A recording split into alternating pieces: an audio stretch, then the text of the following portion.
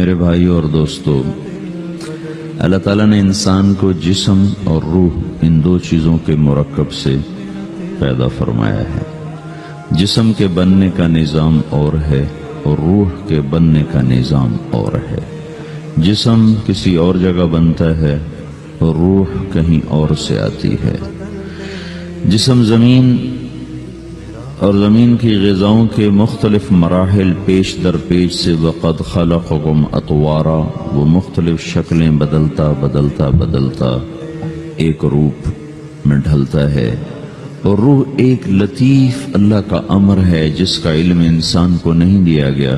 یسألونک عن الروح قل الروح من امر ربی وما اوتیتم من العلم الا قلیلا، کہ روح ایک اللہ کا امر ہے جس کے بارے میں تمہارے پاس کوئی علم نہیں ہے، لہذا اس کی تفصیل تم سمجھ نہیں سکتے ہو۔ روح آسمان سے آتی ہے، جسم زمین میں بنتا ہے، پھر 4 مہینے بعد اللہ اس کو آپس میں جوڑ دیتا ہے، زندگی متحرک ہو جاتی ہے، روح ہی کے ساتھ زندگی کی بقا رہتی ہے۔ جب اللہ اس سے واپس نکال لیتا ہے تو سارے ٹائٹل ہٹ کر صرف ایک نام سب کو مل جاتا ہے، اور وہ میت کا ہوتا ہے۔ وہ حضرت مولانا ہو، وہ کوئی ڈاکٹر ہو، بادشاہ ہو، صدر وزیر ہو، سارے اعزاز ٹائٹل ہٹا کر اس پر میت کا لفظ مہر لگ جاتی ہے۔ اس میں سے کیا نکلا ہے؟ ہر چیز تو موجود ہے، اب یہ بولتا کیوں نہیں، اٹھتا کیوں نہیں، چلتا کیوں نہیں؟ اس میں سے روح نکل گئی ہے۔ روح ہمارے جسم کی اصل ہے، اسے نکال دو تو جانوروں کو بھی پتا ہے کہ اب یہ بے جان چیز ہے، چیونٹیاں کیڑے مکوڑے بھی اس کو کھانے لگ جائیں گے، جانور بھی کھانے لگ جائیں گے، زمین بھی اس کو گلانے لگ جائے گی، ہوائیں اس کو متغیر کرنے لگیں گی۔ روح انسان کے اندر ایک چلتا ہوا زندگی کا کارواں ہے، اسے جب اللہ واپس بلاتا ہے تو اللہ یتوفی الانفس حین موتها والتی لم تمت فی منامہا۔ موت کیا چیز ہے؟ اس کے 200 جواب ہیں سائنس کی کتابوں میں، اور 200 جواب بذات خود بتا رہے ہیں کہ یہ ایک جواب بھی ٹھیک نہیں ہے، اور قرآن ایک جواب دیتا ہے اور وہی حرف آخر ہے، قل یتوفاکم ملک الموت اللہ یتوفی الانفس حین موتها۔ اللہ جو تمہاری روحوں کو موت کے وقت کھینچ لیتا ہے، تمہارے جسم سے نکال لیتا ہے۔ تو میرے بھائیوں، موت کے وقت انسان 2 کیفیت میں ہوتا ہے۔ کچھ لوگوں کی روح ایسی نکل رہی ہوتی ہے کہ ان کے رگ رگ میں وہ پھنس رہی ہوتی ہے۔ وَلَوْ تَرَى اِذْ يَتَوَفَّى الَّذِينَ كَفَرُوا الْمَلَائِكَةُ يَضْرِبُونَ وُجُوهَهُمْ وَأَدْبَارَهُمْ، کاش تم دیکھ سکتے وہ منظر جب اللہ کے فرشتے نافرمانوں کی روح کو نکال رہے ہوتے ہیں تو ان کے منہ پہ بھی مارتے ہیں، ان کی کمر پر بھی مارتے ہیں۔ اور اخرجوا انفسکم اليوم، نکالو آج اپنی روحوں اور جانوں، اب تم بچ نہیں سکتے ہو۔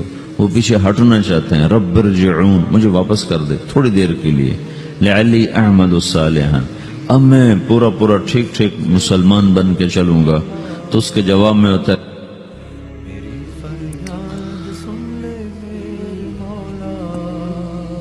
اور حدیث پاک میں آتا ہے کہ ملک الموت اترتا ہے، اس کے ساتھ 4 فرشتے ہوتے ہیں، وہ 4 فرشتے آتے ہیں، اس کی پٹائی شروع کر دیتے ہیں۔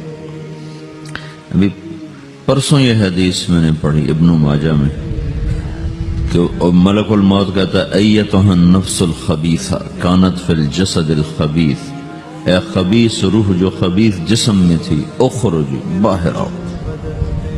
اب وہ واپس تو ہو نہیں سکتا، اپنے آپ کو روک تو سکتا نہیں، تو وہ حیران، پریشان، خوف زدہ، تو اس کے جواب میں اس کو ملک الموت کہتا ابشری بحمیم وغساق وآخر من شکلہ ازواج، تیار ہو جا خوفناک عذاب کے لیے اور کھولتے پانیوں کے لیے، کانٹے دار جھاڑیوں کے لیے، اور بے شمار عذاب کی شکلوں کے لیے۔ تو اس کی روح کو جب کھینچتے ہیں تو رگ رگ سے وہ کٹ کے نکلتی ہے، تو سارا وجود زیر و زبر ہوتا ہے، सकरात का दर्द सारी दुनिया के दर्दों पर हावी है। जब उसकी रूह निकलती है और उसको लेकर आसमान पर चलते हैं तो दरवाजे पर पहुंचते हैं तो अंदर से फरिश्ते पूछते हैं कौन है? कहते हैं फलां फलां का बेटा है। का नफ्सुन खबीसा फिल जसदिल खबीस, ये तो वही बदमाश है जो बदमाश जिस्म में था, ये वो बदबख्त रूह है जो बदबख्त जिस्म में थी। इसके लिए आसमान के दरवाजे नहीं खोल सकते, इसे वापस कर दिया जाए। तो आसमान के दरवाजा तो फत्तह लहुम अबवाबुस समा वला यदखुलूनल जन्नत हत्ता यलिजल जमल फी सम्मिल खयात, कि इनके लिए आसमान के दरवाजे नहीं खुलेंगे और इनके लिए जन्नत के दरवाजे नहीं खुलेंगे। फिर ये वहां से नीचे गिराए जाते हैं जो अल्लाह का कैद खाना है सिज्जीन। वमा अदराका मा सिज्जीन किताबुम मरकूम, वो तुम्हें खबर नहीं कि वो क्या खौफनाक कैद खाना है जो अल्लाह ताला ने बनाया है, उसे वहां धकेल दिया जाता है। फिर क़यामत तक उसके लिए इंतजार की घड़ियां हैं और अजाब की शिद्दत है। और जब कोई नेक आदमी अल्लाह ताला के दरबार में जाने का उसका वक्त आता है तो अल्लाह तबारक व तआला फरमाते हैं इन्नल्लज़ीना क़ालू रब्बुनल्लाहु सुम्मा इस्तक़ामू ततनज़्ज़लु अलैहिमुल मलाइकतु अल्ला तख़ाफ़ू वला तहज़नू व अबशिरू बिल जन्नतिल्लती कुन्तुम तुअदून नहनु औलियाउकुम फिल हयातिद दुनिया व फिल आखिरा व लकुम फ़ीहा मा तश्तही अनफुसुकुम व लकुम फ़ीहा मा तदअून नुज़ुलुम मिन गफ़ूरिर रहीम। जब कोई नेक मर्द औरत के जाने का वक्त आता है तो उसके लिए भी फरिश्ते आते हैं और आकर उसको खुशखबरी देते हैं और आकर उसको तसल्ली देते हैं कि आप गम न करें, पीछे वाले भी आपको मिल जाएंगे, आप खौफ न करें, आगे सारी मंजिलें आपके लिए आसान हैं, आपके लिए जन्नत भी तैयार है, रब भी मेहरबान है। और हदीस पाक में आता है कि मलकुल मौत और 4 फरिश्ते आते हैं, वो 4 फरिश्ते उसको सहलाते हैं, दबाते हैं कि मौत का दर्द इसे महसूस न हो।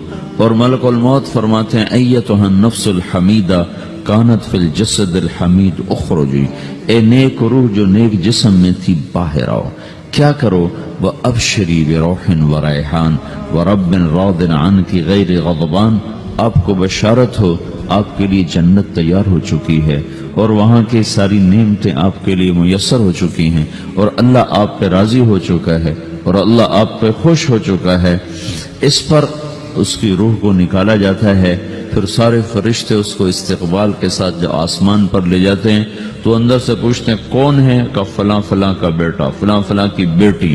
कहते हैं नफ्सन हमीदा फी जसदिन हमीद, ये तो नेक रूह थी जो नेक जिस्म में थी, मरहबम बिही, इसको हम सब इस्तकबाल किसका करते हैं।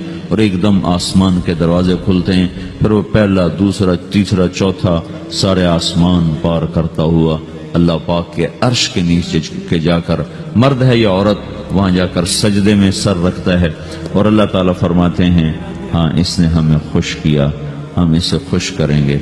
और उसको आफियत के साथ वहां आसमान में, पहले आसमान से लेकर अल्लाह के अर्श तक ये सब वेटिंग रूम बने हुए जहां अल्लाह अपने अपने दर्जात के मुताबिक जन्नत वालों को ठहराता है।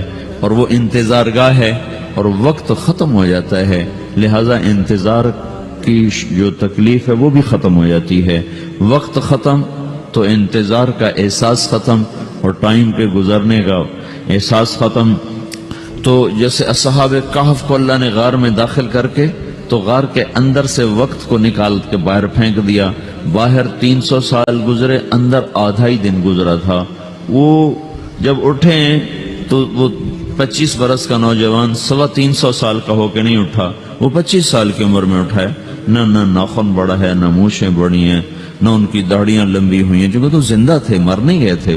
तो जिंदा के तो बाल भी बढ़ते हैं, नाखून भी बढ़ते हैं, लेकिन वो इस तरह उठे कि 300 बरस गुजर गए और 25 बरस का नौजवान 25 साल की उम्र में उठा है, 20 बरस का 20 बरस की उम्र में उठा है। और वो कहने लगे कम लबिथना, भाई कितना ठहरे हैं? का यौमन औ बअद यौमन, लगता है को दिन आधा दिन ठहरे हैं। वो सही कह रहे थे। बाहर अल्लाह ताला ने वक्त की घड़ी को चलाए रखा और अंदर गार में उसको स्विच ऑफ कर दिया, निकाल दिया, यहाँ वक्त को दाखिल नहीं होने दिया। तो वक्त के गुजरने से जो भी असरात मुरतब होते हैं वो उन पर मुरतब नहीं हुए। तो वो 20 آدھے ہی دن کے بعد اٹھے ہیں، باہر 300 سال، اندر آدھا دن. یہی کچھ اللہ تبارک و تعالی برزخ میں کر دیتا ہے، وقت کو ختم کر دیتا ہے، گزرنے کا احساس نہیں ہوتا ہے. تو اس طرح میرے عزیزو، یہ دو موتیں ہر انسان دیکھتا ہے. جب وہ جنت کے فرشتوں کا استقبال دیکھتا ہے یا جہنم کے فرشتوں کی مار اور پٹائی کو سہتا ہے. رابعہ بصری رحمت اللہ علیہ کا انتقال ہونے لگا تو انہوں نے رات کو فوت ہوئی تو انہوں نے اپنی خادمہ کو بلا کے فرمایا کہ کسی کو بتانا نہیں، جب میں مر جاؤں تو پڑوس میں 2-4 کو بلا کر نا میرا جنازہ پڑھوا دینا، اور جس کرتے میں تہجد پڑھتی تھی وہی میرا کفن بنا دینا، اور صبح بے شک لوگوں کو بتا دینا، میرے مرنے کے بعد میری میت کو رکھنا نہیں، فوراً دبا دینا. جب ان کا انتقال ہوا تو انہوں نے پڑوس کے 2-4-10-20 آدمی بلائے اور ان کو تدفین تجہیز سب کچھ ہو گئی. صبح شور مچا کہ وہ رابعہ بصری کا انتقال ہو گیا. تو اگلے دن وہ خواب میں اس خادمہ کو ملی اور کہا بیٹی تیری بڑی مہربانی، تو نے میری وصیت کے مطابق عمل کیا. اس نے دیکھا کہ انہوں نے ایک خوبصورت سبز لباس پہنا ہوا ہے. تو وہ فرمانے لگی، انہوں نے سوال کیا کہ آپ کے ساتھ قبر میں کیا ہوا؟ تو وہ کہنے لگی کہ میرے پاس منکر نکیر آئے تھے اور مجھ سے کہنے لگے من رب کی، تیرا رب کون ہے؟ تو میں نے کہا سبحان اللہ، 40 برس جس کو میں نہ بھولا سکی اس کو 4 ہاتھ زمین میں آ کے میں بھول جاؤں گی. ان کا 42 برس کی عمر میں انتقال ہوا تھا. تو وہ کہنے لگے سبحان اللہ، جس کو میں 40 برس نہ بھولا سکی میں اسے 4 ہاتھ زمین کے اندر آ کے بھول جاؤں گی. تو منکر نکیر کہنے لگے اس کا کیا حساب لینا؟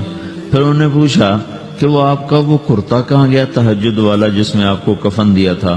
کہا وہ اللہ نے مجھ سے لے لیا ہے اور میرے اعمال کے خزانے میں رکھ دیا ہے. قیامت کے دن میرا وہ کرتا بھی میرے ترازو میں تولا جائے گا اور مجھے یہ لباس پہنایا ہے جو جنت کا لباس ہے. یہ بھی ایک موت ہے. اس طرح بھی لوگ مرتے ہیں. اور دوسری بھی ایک موت ہے، ہمارے علاقے کی بتا رہا ہوں، اپنے علاقے کی. ایک ذمہ دار مر گیا، اس کی قبر کھودی، ساری بچھوؤں سے بھری ہوئی، ایسے جیسے چیونٹیاں پھر رہی ہوتی. تو انہیں وہ بند کر کے دوسری کھودی، ساری بچھوؤں سے بھری ہوئی. پھر وہ بند کر کے تیسری کھودی، ساری بچھوؤں سے بھری ہوئی. قبرستان میں اتنے بچھو کہاں سے آ گئے؟ یہ زمین کے بچھو نہیں ہے، یہ آخرت کی بلائیں ہیں جس کے ساتھ اب اسے قیامت تک رہنا ہے اور گزارا کرنا ہے. تو یہ 2 طرح کی موتیں روزانہ لوگ مرتے ہیں، روزانہ لوگ مرتے ہیں.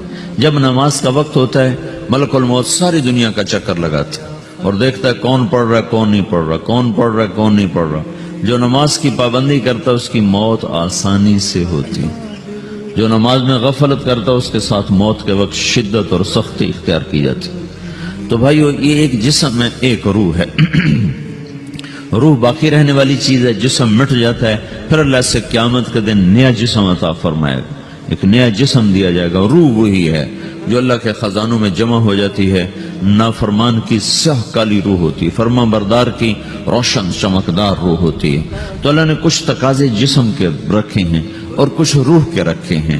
جسم کے تقاضے پورے نہ کرو تو یہ پریشان ہو جاتا ہے، روح کے تقاضے پورے نہ کرو تو یہ پریشان ہو جاتی. روح کی پریشانی جسم سے زیادہ ہے چونکہ روح کی طاقت جسم سے زیادہ ہے. جسم مٹی سے بنا ہے، اس کی غذا بھی مٹی سے نکلتی ہے. روح آسمان سے ہے، اس کی غذا بھی آسمان سے ہے. روح کا تعلق جب تک اللہ سے نہیں جڑتا اس سے بھوک اور پیاس لگتی رہتی ہے. جسم کو جب تک روٹی اور پانی نہ ملے یہ تڑپتا اور پریشان رہتا ہے. جیسے اللہ تعالیٰ نے ہمارے جسم میں روٹی اور پانی کی طلب کو بے ساختہ رکھ دیا ہے. میں بیان کے دوران بھی پانی پی رہا ہوں، آپ دیکھ رہے ہیں کہ میرا حلق سوکھ جاتا ہے، مجھے طلب محسوس ہوتی ہے پانی. حلق سوکھتا ہے پانی کی طرف بھاگتے ہیں، بھوک لگتی ہم روٹی کی طرف بھاگتے ہیں. یہ ایک ایسا اندر میں آٹومیٹک سسٹم ہے کہ ہم اس کو آف نہیں کر سکتے. یہ سوتے سوتے بھی بھوک کی وجہ سے آنکھ کھل جاتی، سوتے سوتے پیاس کی وجہ سے آنکھ کھل جاتی ہے. یہ ایسا خود اللہ تعالیٰ نے ساختہ نظام بنایا ہے کہ آپ اپنے جسم میں روٹی اور پانی کی طلب کو نہیں نکال سکتے. میرے عزیزو، ٹھیک اسی طرح اللہ نے انسانی روح میں اپنی طلب رکھ دی ہے. اور اپنے رسول کی طلب رکھ دی ہے۔ یہ دو طلب ایسی ہیں کہ یہ آپ کے جسم روح سے نکل نہیں سکتی۔ جیسے بھوکا روٹی نہ کھا لے، پیاسا پانی نہ پی لے، اسے چین نہیں آ سکتا، وہ روح جو اللہ اور اس کے رسول سے نہ آشنا ہے، جب تک وہ وہاں تک پہنچ نہیں جاتی اسے چین نہیں آ سکتا، اس کا اندر پریشان رہے گا۔